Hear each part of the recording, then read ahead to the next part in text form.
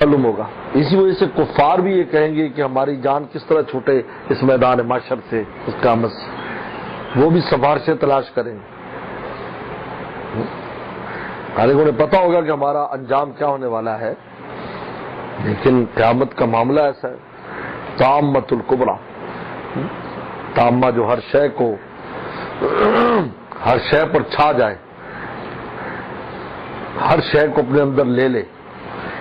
کبریٰ جب آئے گا وہ بڑا حادثہ. تامہ میں نے بھی بڑا ہے، کبریٰ مزید تاکید ہے، یاد رکھو. بس یوم یتذکر انسان و ما سعی، اس دن آدمی یاد کرے گا ما سعی، جو اس نے کیا تھا، جو کوششیں کی تھی یاد کرے گا، خیر و شر یاد آئے گا.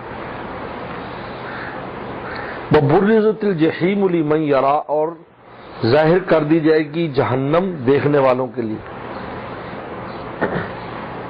یعنی ایمان والے اور اللہ والے تو دنیا میں ہی جہنم کو دیکھ لیتے ہیں دنیا سے کہ یہ جہنم ایسا ہے، لہذا اپنے اعمال کو پہلے سے درست رکھتے ہیں.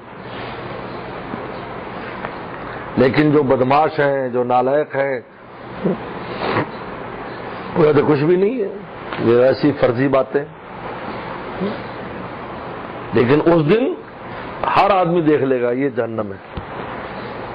نبی السلام جس کی خبر دیتے آئے، جس نار سے خود بھی پناہ مانگتے آئے، تو لمن یرا یہاں پر عموم ہے، ہر ایک دیکھے گا آپ جہنم کو.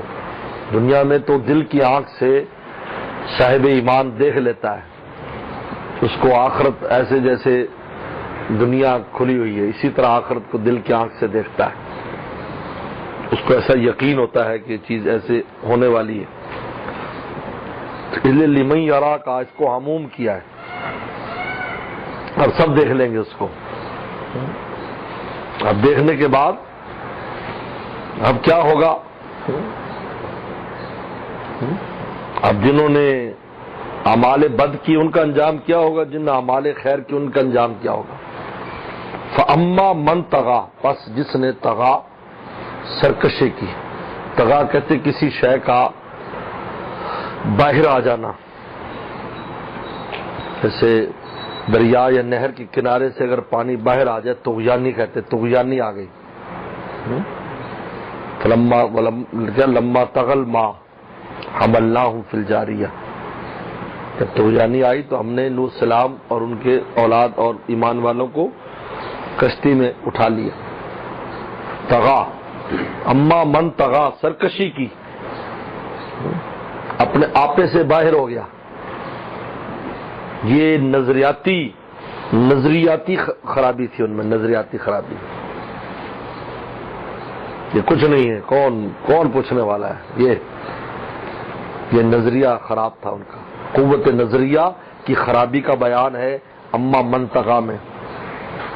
تو جب سرکشی کی تو آثر الحیات الدنیا، دنیا کی زندگی کو ترجیح دی. آثر یوسرو، ایثارن کا مطلب ہوتا ہے ترجیح دینا کسی شے کو، اس کو زیادہ امپورٹنس دینا، اس کو کہتے ہیں آثر یوسر. آثر الحیات دنیا، اور ترجیح دی دنیا کی زندگی. یہ قوت عملیہ کی خرابی تھی کہ جب وہ، اور یہ پہلی والی وجہ ہے دوسری کی کہ جب کسی کو اپنے اوپر نہیں سمجھا اور انجام ہے نہیں، کسی کے سامنے پیش نہیں ہونا، نہ کوئی سوال ہے نہ جواب ہے، تو دنیا کی زندگی پر ریچھ گئے، آگے کی فکر ہی نہیں کی. فَإِنَّ الْجَحِيمَ هِيَ الْمَأْوَىٰ، پھر بے شک دوزخ ہی ان کا ٹھکانہ ہے. مأوا ٹھکانہ، آوا یووی ایوان، ٹھکانہ پکڑنا. مأوا ان کا ٹھکانہ ہے، اردو میں بھی استعمال ہوتا ہے مرجع ماوا. تو دوزخ ہی ان کا ٹھکانہ ہے. پھر بتا دیے کہ دوزخ میں جانے والے کون لوگ ہوں گے؟ جن کی قوت نظریہ بھی خراب ہے، قوت عملیہ بھی، آخرت کا کوئی ان کو خوف نہیں. دنیا اس میں وہ لوگ بھی ہیں جو بظاہر کلمہ پڑھتے ہوں لیکن سرکشی پر اتراتے ہیں. آخرت کا بالکل جو دھیان ہے یا آخرت کی جو وہ ہے بہت معمولی. آخر حیات دنیا، دنیا کی زندگی کو ترجیح دی. 5 آ رہے ہیں، 6 نہیں ڈراپ ہو جاتی ہے. وَأَمَّا مَنْ خَافَ مَقَامَ رَبِّ، اور جو شخص خوف رکھتا ہے مقام ربی ہی، اپنے رب کے سامنے کھڑے ہونے کا، یہ قوت عملیہ، قوت نظریہ کو سنوارا ہے. ان کے بھی ہمیں اللہ کو جواب دے، ہم جواب دے ہیں، ہم مسئول ہیں. کل اللہ تعالیٰ ہم سے پوچھیں گے. اپنی قوت عملیہ کو، قوت نظریہ کو درست کیا انہوں نے. خوف مقام ربی، رب کے سامنے قیام کا خوف ہے، قیام کا. رب سامنے کھڑے ہوں گے تو کیا ہوگا، کس طرح ہم کریں گے. حضرت عائشہ صدیقہ رضی اللہ تعالیٰ عنہ کی وفات کا واقعہ لکھا ہے. بہت رو رہی تھی. حضرت عبداللہ بن عباس رضی اللہ عنہ آئے، اماں آپ کیوں روتی ہو؟ اور سارے فضائل بیان کیے. آپ کے گھر میں وہی آتی تھی، آپ کے بستر پر وہی آتی تھی. 18 آیات سورہ نور کے آپ کے لیے آئیں، آپ رسول اللہ کی محبوب بیوی تھیں. تو کہا کہ بیٹے ساری باتیں اپنی جگہ درست ہیں، لیکن میں جب سوچتی ہوں کہ مجھے اللہ تعالیٰ کے سامنے موت کے بعد کھڑا کیا جائے گا تو سمجھ نہیں آتی میں کیا جواب دوں. یہ عجیب بات ہے، کیونکہ بڑے بڑے ہوں لیکن اللہ تعالیٰ کے سامنے قیام اور اللہ تعالیٰ کے سامنے مسئولیت، تو اتنا انسان کیا کیسے کرے گا. سے ایک بزرگ کا بیٹا بگڑنے لگا تو انہوں نے کہا کہ بیٹا یہ رجسٹر روزانہ جو عمل کرو اس کو لکھ لیا کرو، شام کو مجھے دکھایا کرو. 2-4 دن بعد کہنا ابا یہ بڑا مشکل کام ہے. بیٹا پھر مجھے تو بہت سی باتیں تیری پتہ بھی نہیں، تو لکھنا ہی لکھ تو تب بھی میں یقین کر لوں گا. تو قیامت کے دن تو اللہ تعالیٰ کیسے وہ کرے گا، اپنے اعمال کو درست کر. یہ عجیب بات ہے. یہ ایک اہم نقطہ ہے. قوت نظریہ کو اگر اس معاملے میں مضبوط کر لیا جائے تو آنے والا جو معاملہ ہے وہ آسان ہو جاتا ہے. وَنَهَى النَّفْسَ عَنِ الْهَوَىٰ، اور روکتا ہے اپنے نفس کو عن الہوا، خواہشات سے. یعنی پہلی والی علت ہے دوسری کی. یہاں جب یہ قوت نظریہ مضبوط ہو جاتی ہے تو یہ قوت عملیہ نہى النفس عن الہوا، کہ نفس کو اس کی خواہشات سے روکنا آسان ہو جاتا ہے. ہوا یعنی خواہشات، وہ خواہشات جو اللہ تعالیٰ کے خلاف ہے، اللہ تعالیٰ کے حکم کے خلاف جو خواہشات ہے وہ ہوا کہلاتی ہے. اور جو ہمارا نفس وہ خواہشیں کرے جو شریعت مطابق وہ ہوا میں شامل نہیں. نفس کہتا ہے ٹھنڈا پانی پلاؤ پلاؤ، نفس کہتا ہے گرم چائے کھلاؤ پلاؤ پلاؤ، برگر کھلاؤ کھلاؤ.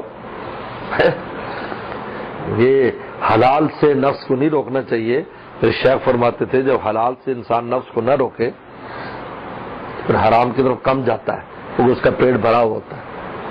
لیکن جب حرام نہ دیں تو پھر میرے شیخ فرماتے تھے پھر وہ جانور کی طرف جو رسہ توڑاتا ہے، پھر اپنے رسہ توڑا کر پھر کچھ بھی کوشش کرتا رہے، کھیت میں جا گھستا ہے کسی کے. یہ نہى النفس عن الہوا، تو پہلے والی علت ہے دوسرے کی. اور روکتا ہے اپنے نفس کو عن الہوا. ہوا، ہوا بھی عجیب ہے. ہوا یاوی کا معنی جو عربی زبان میں گرنے کا، کسی گڑھے میں گرنے کو ہوا یاوی کہتے ہیں، کسی گرنے کو ہوا کہتے ہیں. یہ ہوا، ہوا یاوی یعنی گر پڑتا ہے. جو ہوا پر چلے گا وہ گرے گا، کیونکہ تم ہوا پہ چلا کر آؤ گے تو زمین پر گرو گے نا. لیکن وہ ہوا اور ہے جو ہم اردو میں بولتے ہیں، یہ ہوا اور ہے خواہشات.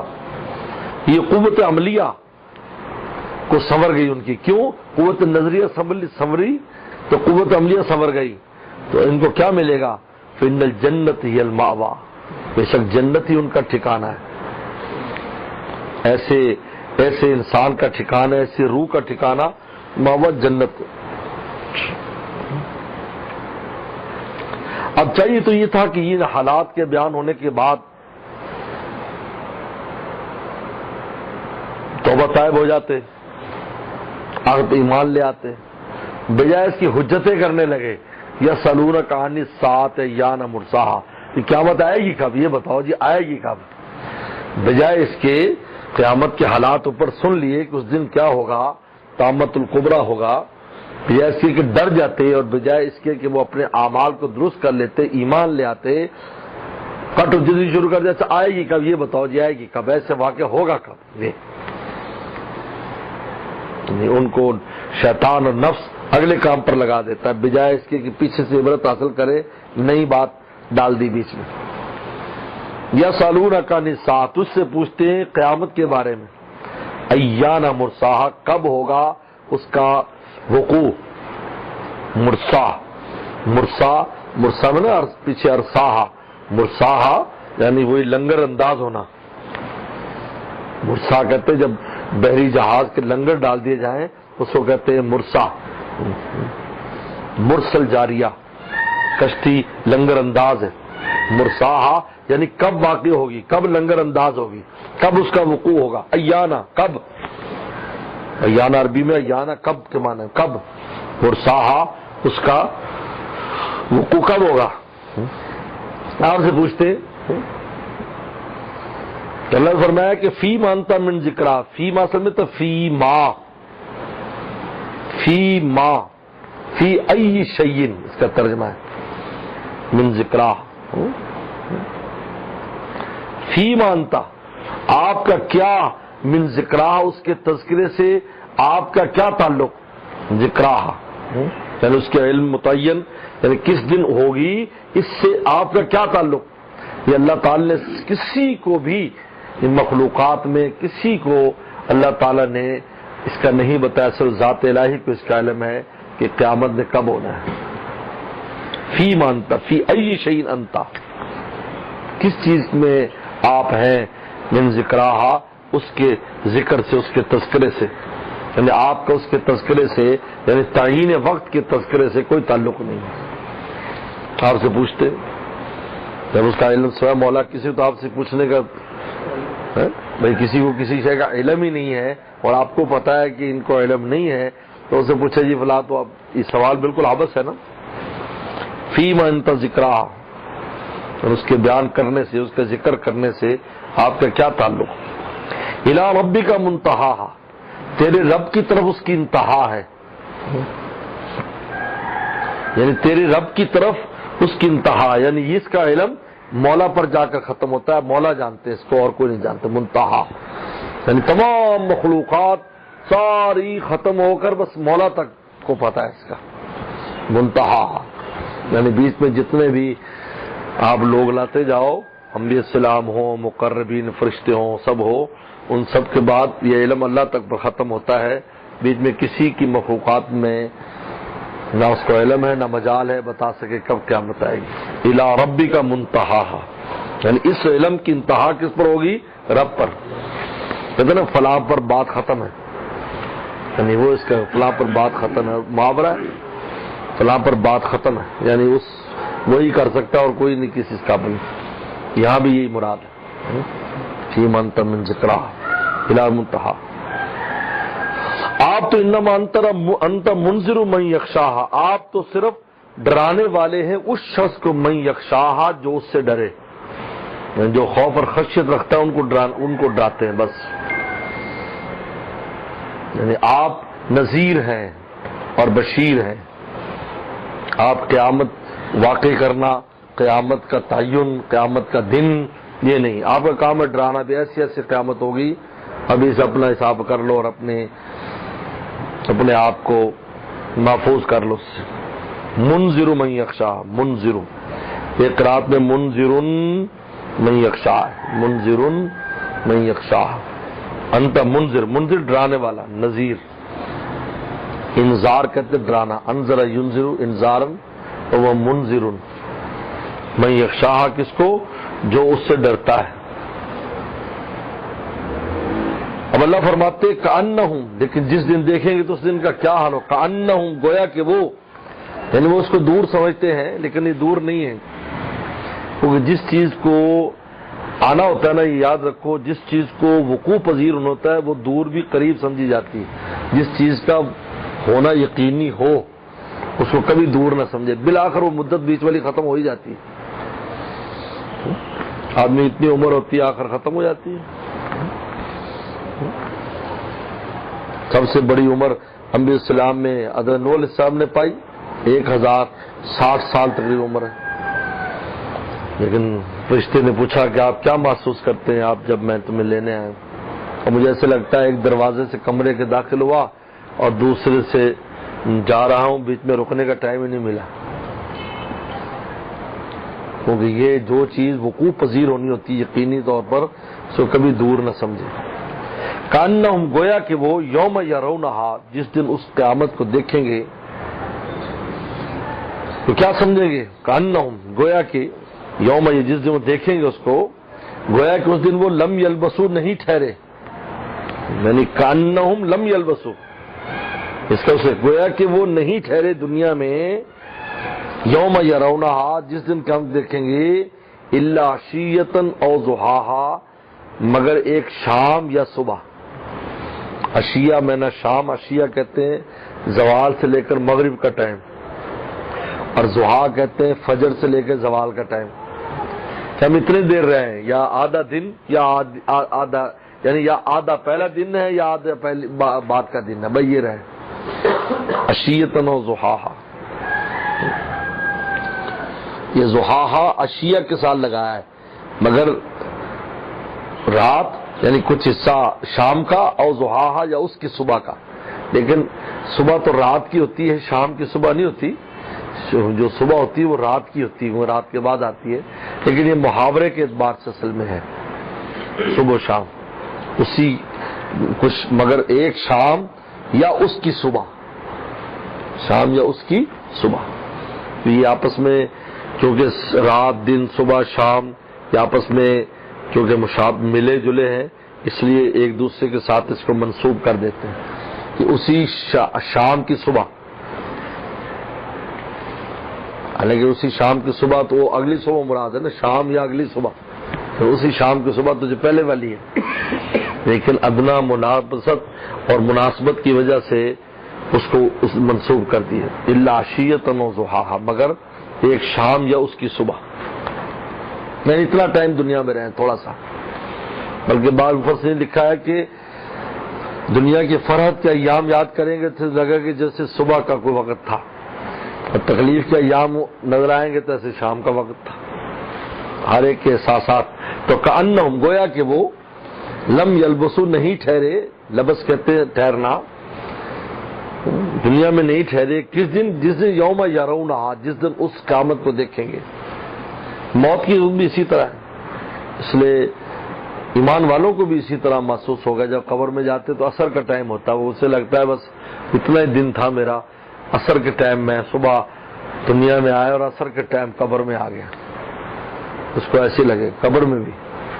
لیکن جو صاحب ایمان ہوگا تو وہ وہاں پر کہے گا کہ مجھے نماز پڑھنے دو، دعونی اصلی، اگر نماز ختم ہو گئی اب تو قبر میں آئے تھا، لیکن یہ جذبہ اس کے کام آئے گا۔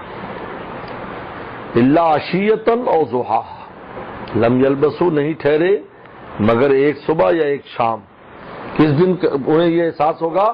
یوم یرونہا جس دن وہ قیامت کو دیکھیں گے۔